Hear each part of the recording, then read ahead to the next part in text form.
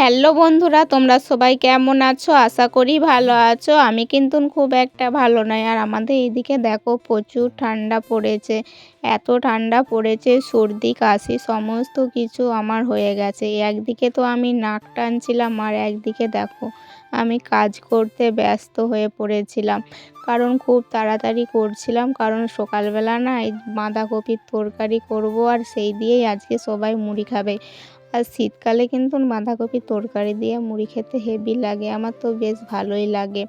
আর প্রচুর ঠান্ডা লেগেছে, আর এমনি ওয়েদারটা এখন ভীষণই খারাপ, বুঝতেই পারছো। সকালবেলা উঠেছি, এমনিতে তো সকালবেলা উঠতে ইচ্ছা করে না, কিন্তু কী আর করবো বলো, কাজকর্ম তো আছে। ওর জন্য আমি সকালবেলা উঠে পড়েছি কাজকর্ম করার জন্য। এদিকে মানে কি বলবো, আমাকে তো আবার ভাত রান্না করতে হবে, সেই জোগাড় যন্ত্র আবার আমাকে করতে হবে, ওর জন্য তাড়াতাড়ি